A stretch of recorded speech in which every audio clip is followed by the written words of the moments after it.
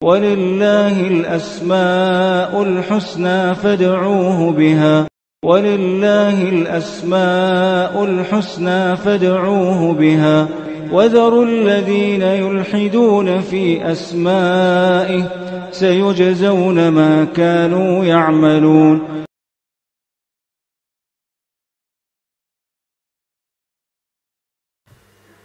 بسم اللہ الرحمن الرحیم الحمدللہ رب العالمین وبہ نستعین وصلی اللہ وسلم علی سید الانبیاء والمرسلین وعلی آلہ واصحابہ اجمعین ومن تبعہم بإحسان الی یوم الدین. اما بعد، اللہ سبحانہ وتعالی کی صفات علیہ میں سے ایک اہم صفت سے متعلق آج معلوم کریں گے. اللہ رب العالمین کے لیے القرب، التقرب، الدنو، یہ سب الفاظ آئے ہیں. اس کے معنی آتے ہیں اللہ سبحانہ و تعالیٰ کا بندوں کے قریب ہونا،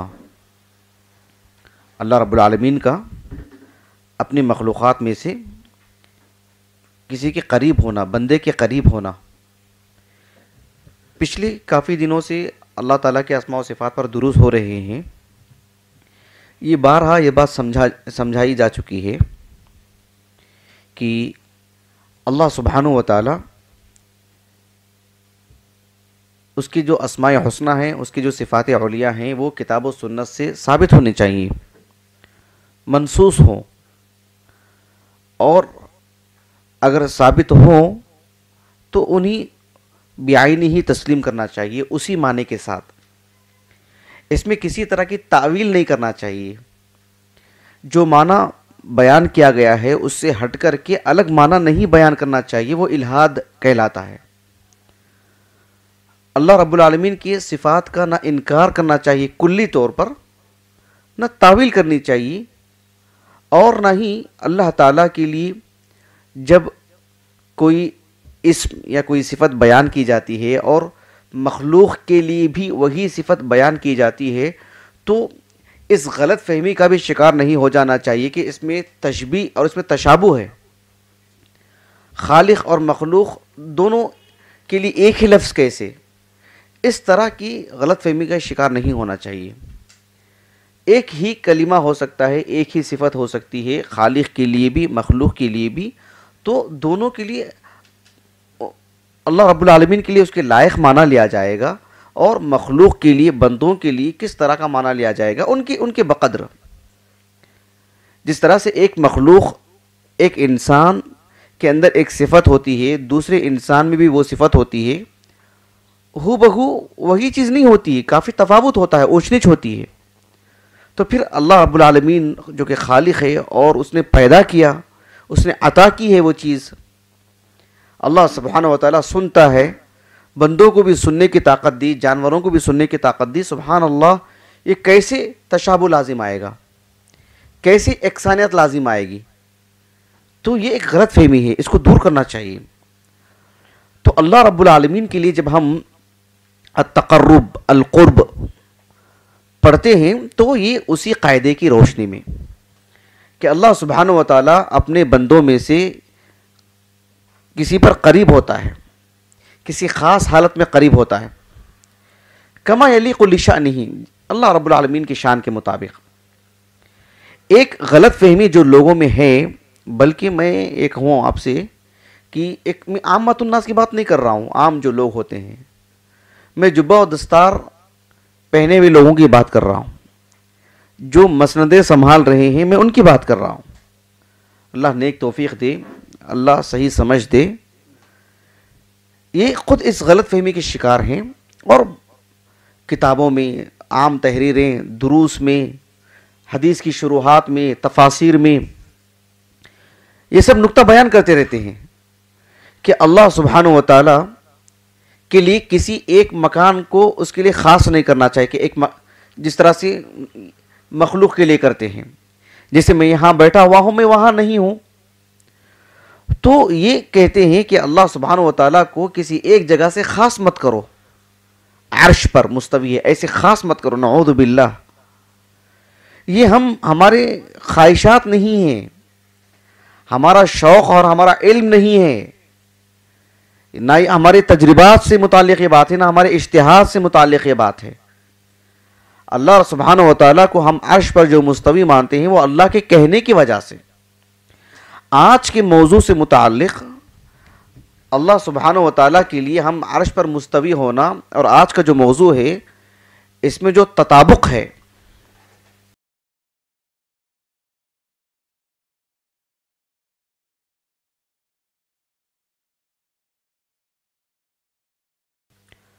اللہ سبحانہ و تعالیٰ کا عرش پر مستوی ہونا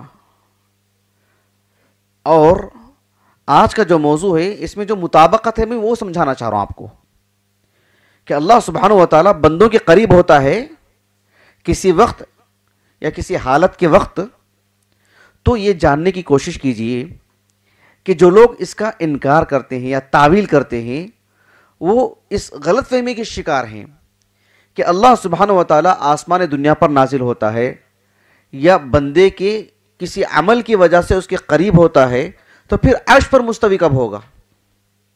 تو کیا عرش خالی ہو جائے گا؟ عیاذاً باللہ۔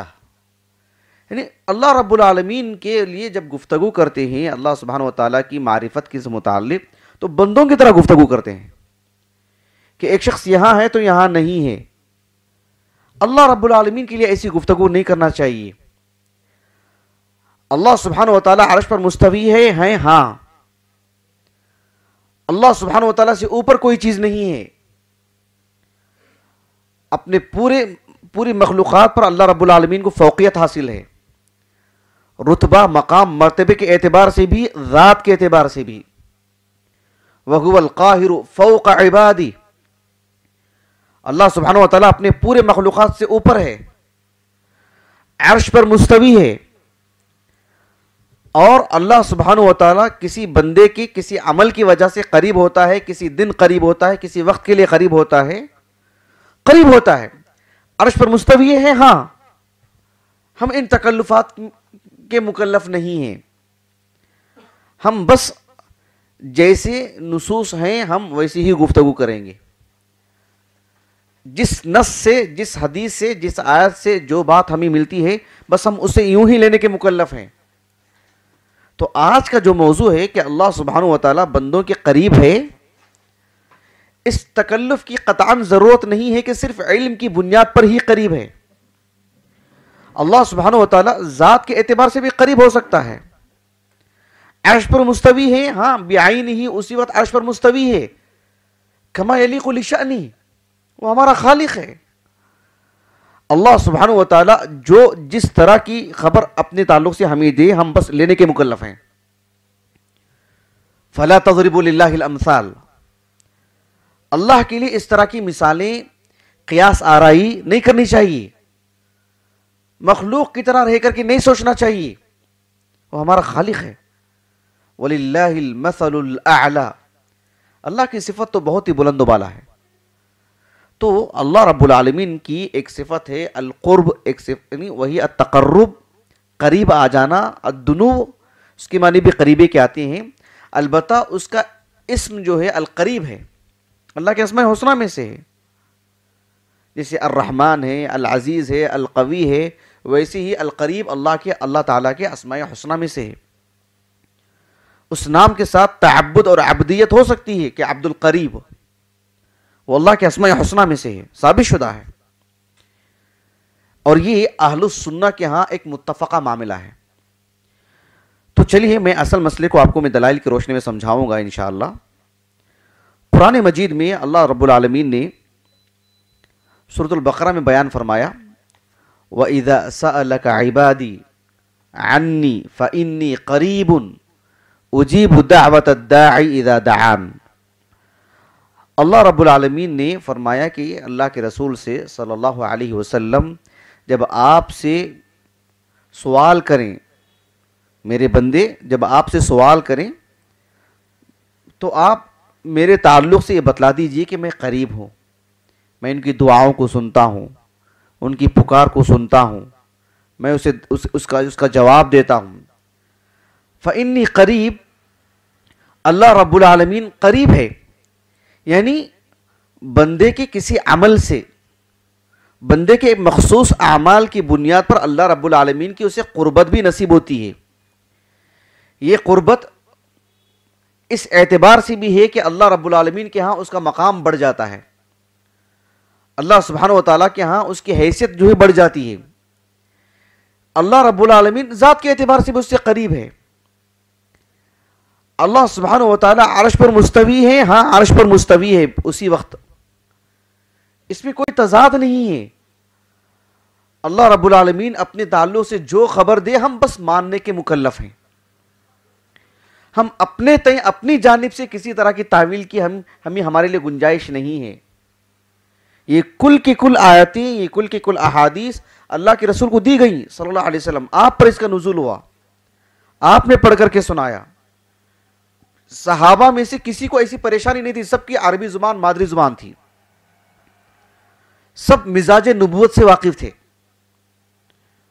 ایسا معاملہ کبھی کسی کے لیے نہیں ہوا. تابعین میں سے بھی جو لوگ صحابہ کی صحبت میں رہتے ہوئے پڑھے ہیں, ان سے دین لیے ہیں, ان کو کبھی ایسا معاملہ نہیں رہا ہے. تابعین اگر عمومی معنی میں لیں, جنہوں نے ایمان کی حالت میں تابعی کو صحابی کو دیکھے, اس اگر نقطہ نظر سے بات کریں تو پھر یہاں وہاں کے بصرہ کے لوگ, کچھ عجمی لوگوں میں اس طرح کا جو ہے مطلب رجحان پیدا ہوا جو عجمیت ہے, جسے اسلام سے کوئی لینا دینا نہیں. میں عربیت اور عجمیت کی بات نہیں کر رہا ہوں, یہ عجم جو اسلام قبول کرتے رہے ان میں یہ مرض پیدا ہوا. میں نے پرانے درس میں سب بات رکھی ہے آپ کے سامنے. تو بہرحال دیکھیں, انبیاء علیہ السلام میں اللہ کے ایک نبی ہیں صالح علیہ السلام.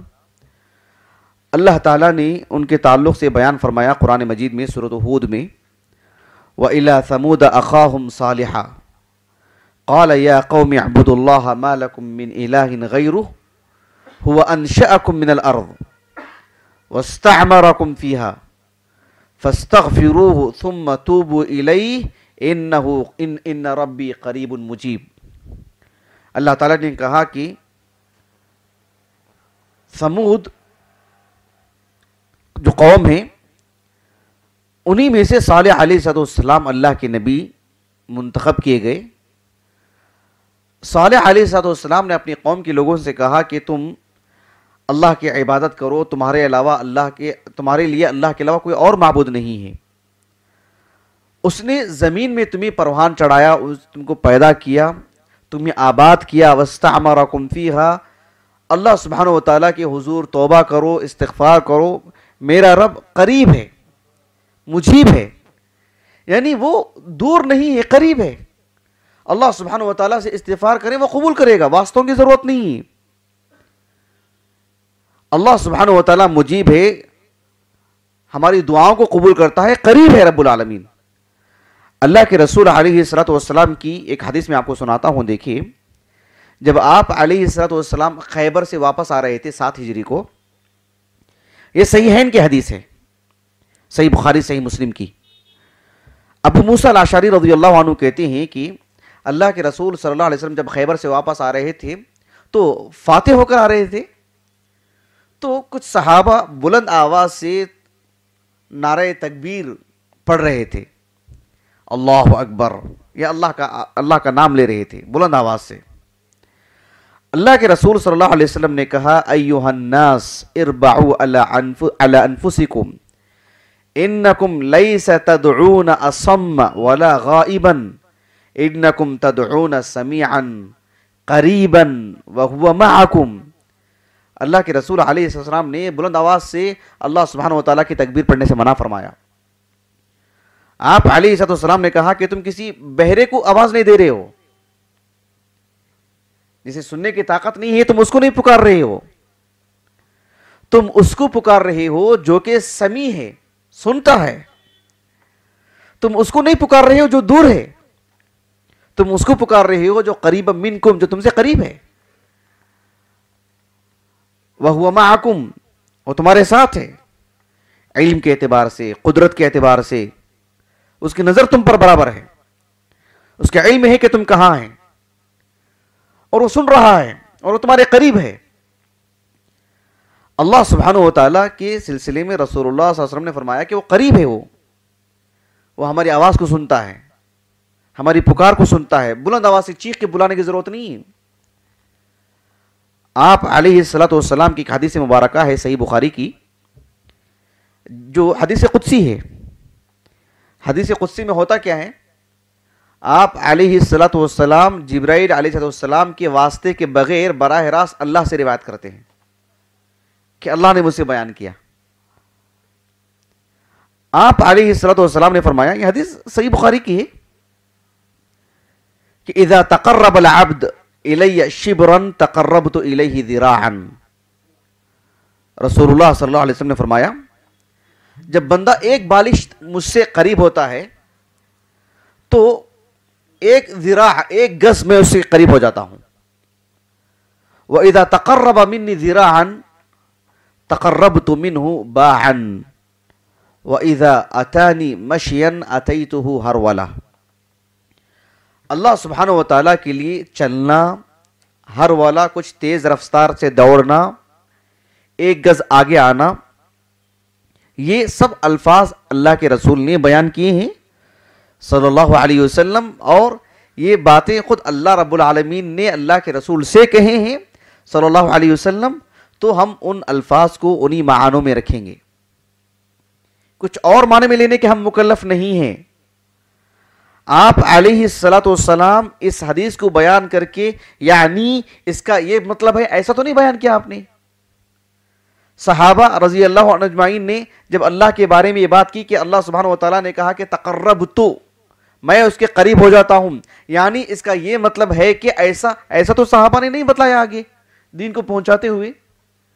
صحابہ صرف نصوص کو اپنے ذہن میں محفوظ کرنے کا مزاج رکھتے تھے، ایسا نہیں رٹ کر کے، اس کے ساتھ ساتھ اس کی معنی مفہوم کو اس کی گہرائی میں جاتے تھے، وہ آگے بڑھتے نہیں تھے، کیونکہ اس کا تعلق اللہ کی معرفت سے ہے۔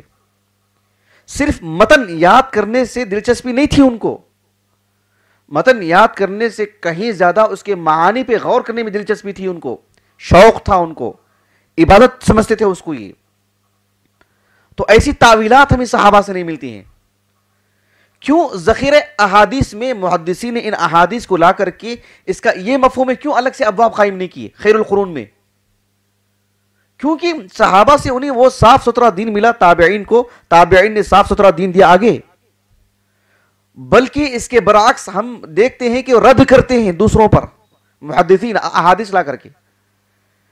تو یہ حدیث بھی انہی میں سے ہے جس میں اللہ تعالیٰ کا تعارف کروایا گیا ہے کہ اللہ رب العالمین قریب آتا ہے۔ شیخ الاسلام ابن تیمیہ رحمہ اللہ معروف عالم دین ہیں۔ دیکھیں میں آپ کو یہاں پہ ایک واضح کر دیتا ہوں میں آپ کو کہ لوگوں کو کچھ اہل علم یہ سمجھانے کی کوشش کرتے ہیں عام لوگوں کو اور مدارس میں اپنے طلبہ کو کہ یہ جو عقیدہ ہے کہ اللہ سبحانہ و تعالیٰ کے اسماء حسنہ میں، اس کی صفات علیہ میں، اس کے جو افعال بیان کیے گئے ہیں اس کو انہی معانی میں لینا، اور انہی معانی میں لیں گے تو مسئلہ یہ پیدا ہوگا کہ مخلوق کے اندر بھی وہ صفات ہیں تو تشابہ لازم آئے گا۔ تو یہ تشبیہ اور یہ جو مشبہہ جو نام وغیرہ جو دیتے ہیں یہ اپنے مدارس میں طلبہ کو سکھاتے ہیں، اور اس کے لیے یہی کہتے ہیں کہ ابن تیمیہ وغیرہ سے پہلے آپ کو کوئی ملیں گے ہی نہیں۔ اگر کوئی طالب علم کسی اچھے مکتبے میں چلا جائے جہاں دوسری صدی ہجری کی، تیسری صدی ہجری کی کتابیں رکھی ہوئی ہوں عقیدے کے باب میں، تو پھر وہ اپنے استاد سے بدظن ہو سکتا ہے کہ شاید انہوں نے دیکھا نہیں ہوگا، انہوں نے پڑھا نہیں ہوگا۔ اللہ تعالیٰ کے استواء علی العرش یا اس طرح کی صفات سے متعلق آپ دیکھیں 9ویں صدی ہجری، 8ویں صدی ہجری، 7ویں صدی ہجری کے لوگ حوالے دیتے ہیں، کیونکہ تعویل کرنے والوں کی بڑی تعداد اسی دور میں رہی ہے۔ ذرا آپ آگے جائیے، 4 صدی ہجری میں اس کی ابتدائی صورتیں تھیں، پہلی، دوسری، تیسری، 4 صدی ہجری میں سب آپ کو اس کی بھنک بھی محسوس نہیں ہوگی آپ کو۔ تو آپ دیکھیں شیخ الاسلام ابن تیمیہ رحمہ اللہ کا میں حوالہ دینے جا رہا ہوں، جو لوگ میرے سامنے 5-6 لوگ بیٹھے ہیں وہ ایک الگ چیز، دنیا بھر میں اللہ سبحانہ و تعالیٰ اس کو کہاں کہاں تک پہنچائے گا اللہ کو معلوم ہے، لیکن سب کو معلوم ہونی چاہیے بات کہ شیخ الاسلام ابن تیمیہ رحمہ اللہ نے مجموع الفتاوی میں جہاں یہ بات لکھی ہے، 10 مقام پر یہ بھی بات لکھی ہے کہ اللہ تعالیٰ کی صفات سے متعلق اس طرح کا کلام ہم کو کہاں سے لینا چاہیے یا ہم نے کہاں سے لیا ہے، وہ مستقل باتیں میں نے تقریباً پچھلے دروس میں بیان کر چکا ہوں الحمدللہ۔ آپ ان کتابوں کے حوالے دیتے ہیں جو کتابوں کی دوسری اور تیسری صدی میں لکھی گئی، 20 کے قریب آپ کتابوں کے نام ذکر کیے ہیں، وہ ہمارا موضوع آج کا نہیں ہے، میں بیان کر چکا ہوں، اور اللہ کا احسان ہے کہ وہ کتابیں تقریباً ہمارے پاس موجود ہیں۔ تو شیخ الاسلام ابن تیمیہ رحمہ اللہ فرماتے ہیں وَأَمَّا دُنُوُّهُ نَفْسُهُ وَتَقَرُّبُهُ مِنْ بَعْضِ عِبَادِهِ، ابن تیمیہ رحمہ اللہ فرماتے ہیں کہ اللہ تعالیٰ کا اپنے نفس کے ساتھ، اپنے ذات سے، اپنے بندوں میں سے کچھ بندوں کے قریب ہونا، یہ اللہ تعالیٰ کے اختیاری افعال میں سے ہیں جو جب چاہے گا کرے گا۔ جیسے خلق اللہ سبحانہ وتعالیٰ کا وہ فعل ہے جو اختیاری ہے، جب چاہے گا خلق کرے گا۔ اللہ سبحانہ وتعالیٰ کی جو صفت رحم ہے، اللہ سبحانہ وتعالیٰ مغفرت کرتا ہے، اللہ سبحانہ وتعالیٰ اولاد سے نوازتا ہے، کسی کو تیز حافظہ دیتا ہے، یہ سب اللہ سبحانہ وتعالیٰ کے ان افعال میں سے جو اختیاری ہیں۔ وَأَنَّهُ هُوَ أَغْنَى وَأَقْنَى وَأَنَّهُ هُوَ أَمَاتَ وَأَحْيَا، اللہ سبحانہ وتعالیٰ ہنساتا ہے، رلاتا ہے، اللہ تعالیٰ زندہ کرتا ہے، موت دیتا ہے، کسی کو بے نیاز کرتا ہے، کسی کو روزی روٹی خوب دیتا ہے۔ اللہ سبحانہ وتعالیٰ کی یہ وہ افعال ہیں جنہیں اختیاری کہا جاتا ہے، جب چاہے گا کرے گا رب العالمین۔ ویسے ہی اللہ سبحانہ وتعالیٰ کا قرب یا اللہ سبحانہ وتعالیٰ کے لیے الدنوہ کہ قریب ہوتا ہے بندوں کے، یہ اختیاری افعال میں سے ہیں جو ثابت ہیں کتاب و سنت میں۔ ابن تیمیہ رحمہ اللہ نے کہا کہ جیسے رب العالمین کے لیے مجی وَجَاءَ رَبُّكَ وَالْمَلَكُ صَفًّا صَفًّا، اللہ آئے گا، وَاسْتَوَائِهِ عَلَى الْعَرْشِ، اللہ کا نزول، اللہ کا عرش پر مستوی ہونا، یہ سب اللہ سبحانہ وتعالیٰ کی صفات میں سے ہیں، جب چاہے گا انجام دے گا۔ استواء علی العرش کے بارے میں اللہ نے خبر دی کہ اللہ تعالیٰ عرش پر مستوی ہے، مخلوق سے جدا ہے رب العالمین، مخلوق میں ضم نہیں ہے، مخلوق سے بائن ہے، جدا ہے، اور بندوں کے قریب آتا ہے، ہاں ذات کے اعتبار سے بھی قریب آ سکتا ہے، جیسے اللہ نے اپنے بارے میں خبر دی۔ اس کے بارے میں ابن تیمیہ نے کہا رحمہ اللہ وَهَذَا مَذْهَبُ أَئِمَّةِ السَّلَفِ وَأَئِمَّةِ الْإِسْلَامِ الْمَشْهُورِينَ وَأَهْلِ الْحَدِيثِ، سلف میں جو ائمہ رہے ہیں اور وَأَئِمَّةِ الْإِسْلَامِ الْمَشْهُورِينَ، گمنام اکا دکا کوئی جانتا نہیں ان کو، ایسے نہیں، نام اور مشہور امام اہل سنہ کون نہیں جانتا ان کو، احمد بن حنبل کو، امام ابو حنیفہ، امام مالک کو کون نہیں جانتا، ایسے ہزاروں نام۔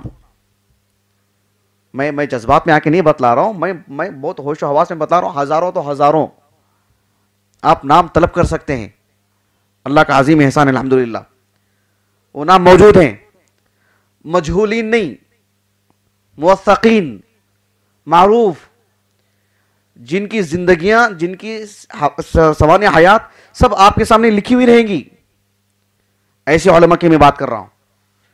تو یہ سب اہل علم جو ہیں وہ اہل الحدیث والنقل عنہم بذالک متواتر، اور ان سے متعلق جو منقولات ہمیں ملے ہیں وہ بھی متواتر طریقے سے بکثرت ان کے اقوال ہمیں ملتے ہیں، شذوذ نہیں، معروف اقوال۔ تو یہ جو عقیدہ ہے مسلم ہے، اللہ سبحانہ وتعالی عرش پر مستوی ہے، ہاں ہے،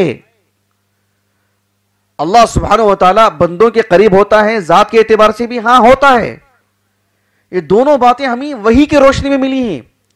پریشانی کس بات کی ہم لوگوں کو؟ قطعاً اس میں کوئی تضاد نہیں ہے۔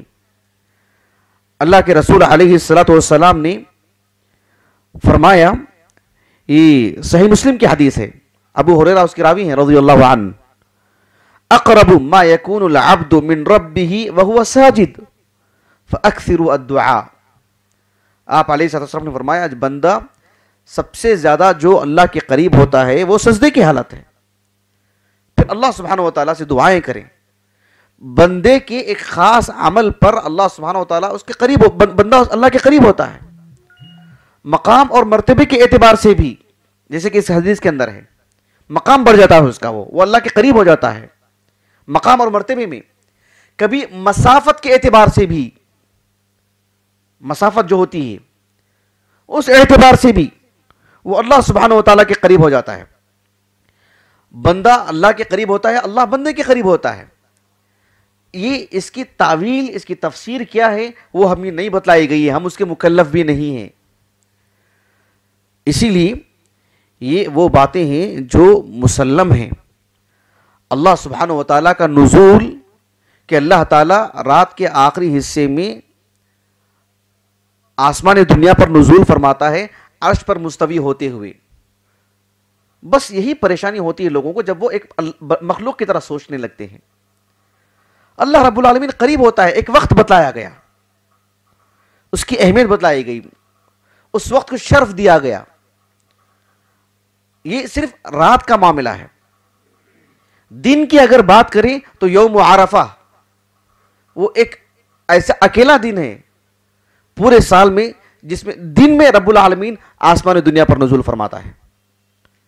صحیح حدیث ہے، معروف حدیث، کہ اللہ سبحانہ و تعالیٰ یوم عرفہ میں اتنی بکثرت مطلب لوگوں کو بخش دیتا ہے، کسی اور دن نہیں، اور اللہ رب العالمین قریب ہوتا ہے فرشتوں پر ایک فخری انداز میں کہتا ہے رب العالمین کہ کیا چاہتے ہیں یہ لوگ۔ تو اللہ سبحانہ و تعالیٰ آسمان دنیا پر دن میں بھی نزول فرماتا ہے یوم عرفہ میں۔ تو ہمیں ایک تو یہ باتیں شریعت سے ملتی ہیں ہو بہو، ہمیں لینا چاہیے، ایک بات۔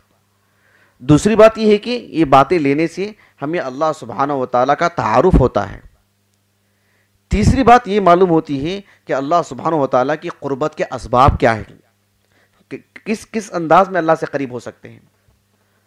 آغاز وحی کے طور پر اللہ کے رسول علیہ السلام پر جو سورۃ العلق نازل ہوئی، اس سورے کے اختتام پر اللہ رب العالمین نے فرمایا کلا لا تطیعہ واسجد واقترب، یعنی سجدہ کرو اور اللہ کے قریب ہو جاؤ۔ تو اللہ سبحانہ و تعالیٰ نے قریب ہونے کی دعوت دی، قریب ہونے کی اللہ نے دعوت دی، بندے کو اللہ کے قریب ہونا چاہیے۔ ایک نکتہ بیان کیا جاتا ہے، کس نے بیان کیا یہ میرے علم میں نہیں ہے، واٹس ایپ پر جو ہے کبھی اچھی باتیں گھومتی رہتی ہیں، یہ بھی ایک بڑا عجیب المیہ ہے کہ واٹس ایپ پر جو ہے بڑی اچھی باتیں آتی ہیں، لیکن سبحان اللہ یعنی کبھی کبھار تواضع کسی خیانت کا سبب بن جاتا ہے۔ کسی کا تواضع، کوئی اچھا نکتہ ہوتا ہے، اللہ کسی کو اچھا فہم دیتا ہے، وہ لکھ دیتے ہیں اپنے نام کے بغیر، اور کوئی اس کا فائدہ اٹھا کر کے خیانت کر جاتا ہے، اپنے نام سے آگے بڑھا دیتا ہے۔ اس طرح کی باتیں میں گردش کرنے لگتی ہیں۔ تو ایک نکتہ بہت ہی گردش کر رہا تھا واٹس ایپ پر کہ قرآن مجید میں جتنی بھی دعائیں ہیں اس میں اللہ تعالیٰ نے جو دعا کرنے کے جو سلیقہ سکھایا ہے، ربنا ربنا یا ربی ربی، اس کے آگے یا حرف ندا نہیں ہے، یا ربنا یا ربنا یا ربی۔ اس میں یہ بات بتلائی گئی کہ حرف ندا یا اس میں پکارا جاتا ہے سامنے والے کو، کہا کہ ان ساری دعاؤں میں آغاز کے طور پر حرف ندا کیوں نہیں ہے؟ اس لیے نہیں ہے کہ حرف ندا بعید کے لیے ہے، دور سے پکارنے کے لیے۔ اللہ سبحانہ و تعالیٰ قریب ہے، کیوں حرف ندا کو کیا ضرورت ہے؟ حرف ندا کی کیا ضرورت ہے؟ تو یہ بات ہے کہ اللہ سبحانہ و تعالیٰ کے لیے اس کی چیز نہیں ہے۔ سامنے والے کو سنانا ہو تو پھر جو ہے مطلب اس کو آپ اپیل کریں گے، پکاریں گے اس کو۔ اللہ سبحانہ و تعالیٰ بندوں کے قریب ہے، اور بندہ جب دعا کرتا ہے تو درمیان میں کوئی حائل، کوئی چیز، فاصلہ نہیں رہتا ہے، اتنا قریب ہے رب العالمین۔ شیخ بکر بن عبداللہ ابو زید رحمہ اللہ، ان کی کتاب ہے تصحیح الدعاء، فی الحال ہمارے پاس نہیں ہے۔ اس میں انہوں نے ایک نکتہ یہ بتلایا ہے کہ قرآن مجید میں جب بھی اللہ کے رسول سے سوال کیا گیا صلی اللہ علیہ وسلم روح سے متعلق، انفال سے متعلق، قیامت سے متعلق، مختلف امور سے متعلق. یسألونک عن الاہلہ، ہلال سے متعلق سوال کیا گیا. اللہ نے کہا کہ قل ہی مواقیت للناس، قل یعنی آپ بتلا دیجئے. یسألونک عن الخمر والمیسر، خمر اور میسر، شراب اور جوئے سے متعلق آپ سے پوچھتے ہیں. قل آپ کہہ دیجئے فیہما اثم کبیر. یسألونک ماذا ينفقون، کتنا خرچ کرنا چاہیے آپ سے پوچھتے ہیں. آپ کہہ دیجئے قل العفو، ضرورت سے زائد. یسألونک عن الروح، آپ سے روح سے متعلق پوچھتے ہیں. قل آپ کہہ دیجئے الروح من امر ربی. یسألونک عن الجبال، آپ سے جبال سے متعلق پوچھتے ہیں قیامت کے دن کیسے ہوگا. فقل ینسفها ربی نسفا، یعنی آپ درمیان میں واسطہ رکھا گیا. وَإِذَا سَأَلَكَ عِبَادِي عَنِّي فَقُلْ إِنِّي قَرِيب، ایسے نہیں کہا گیا. جب آپ سے میرے بندے پوچھتے ہیں میرے تعلق سے، فقل آپ کہہ دیجئے، ایسے نہیں کہا گیا. بس کہا گیا کہ اذا سألک عبادی عنی فانی قریب، کیوں میں قریب ہوں، واسطوں کی ضرورت نہیں. سبحان اللہ. تو اللہ رب العالمین قریب ہے، کبھی ذات کے اعتبار سے بھی، کبھی علم کے اعتبار سے بھی. حدیث یہ آیت کریمہ پڑھ کر کے اس کی روشنی میں معلوم کیا جائے گا کہ یہاں اللہ سبحانہ وتعالی ذات سے قریب ہے کہ کس اعتبار سے. وَلَقَدْ خَلَقْنَا الْإِنسَانَ وَنَعْلَمُ مَا تُوَسْوِسُ بِهِ نَفْسُهُ وَنَحْنُ أَقْرَبُ إِلَيْهِ مِنْ حَبْلِ الْوَرِيدِ، اس کی شہرک سے بھی ہم زیادہ قریب ہیں.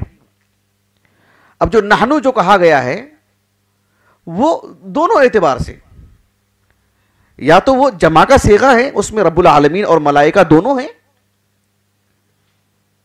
یا یہ بھی اس کی تفسیر بیان کی جاتی ہے کہ کسی چیز کی عظمت کو بتلانے کے لیے کہ انا اعطیناک الکوثر، انا انزلناہ فی لیلۃ القدر. انی انزلت نہیں کہا، انا انزلناہ، تو چیز کی عظمت بتلانے کے لیے کہ ہم نے ایسا کیا ہے. تو اللہ سبحانہ و تعالی جو بندوں کے قریب ہے، بہت زیادہ قریب ہے. کسی بندے کے عمل، کسی بندے کی نیکی، کسی بندے کی خاص کیفیت یا کوئی خاص وقت یا کوئی خاص لمحہ، اللہ رب العالمین اس اعتبار سے قریب ہوتا ہے عرش پر مستوی ہوتے ہوئے. تو ہم کو ان چیزوں سے فائدہ اٹھانا چاہیے.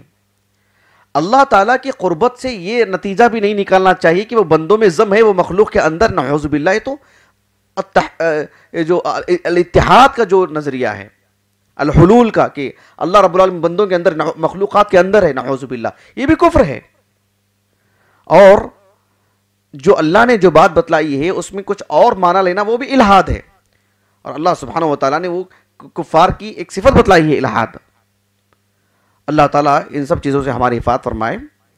یہ ایک مسلمہ عقیدہ ہے ان سب کا، پورے صحابہ کا، تابعین کا، جب تک کہ اس طرح کے لوگوں کی آمیزش نہیں ہوئی.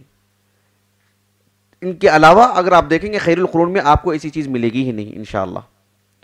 بالخصوص میں نے ایک تجزیہ کیا ہے، میں اپنی بات بتلا رہا ہوں. جو حدیث کی کتابیں ہیں جسے ہم متون بولتے ہیں، متون، صحیح بخاری، صحیح مسلم وغیرہ وغیرہ، محدثین نے جو حدیثوں کی کتابیں لکھی ہیں اس میں کچھ کتابیں ایسی ہیں جس میں ابواب، جیسے صحیح بخاری میں اوپر باب ہوتا ہے، سنن ابی داؤد اس پر باب ہے، سنن ترمذی اس پر باب ہے، سنن ابن ماجہ اس پر باب ہے. آپ محدثین کو اگر دیکھیں گے تو انہوں نے جو متون کو اکٹھا کیا خالص وہ صحابہ کے منہج پر تھے، خالص. لیکن علم لینے کے سلسلے میں جو دو بڑی بڑی طرح کی کتابیں ہمیں ملتی ہیں، ایک تفاسیر کی، ایک حدیث کی شروحات کی، متون کی نہیں، شروحات کی. اگر تفاسیر کی بات کریں تو بڑی مقدار میں تفاسیر ایسی ہیں جس میں تعویل کی جاتی ہے جگہ جگہ پر. اگر حدیث کی شروحات کی بات کریں تو اس میں بھی ایسی ہی.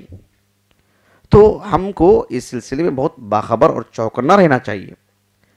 محدثین کا جو طرز تھا وہ خالص صحابہ کا طرز تھا، لیکن شارحین حدیث سب ایسے نہیں ہیں.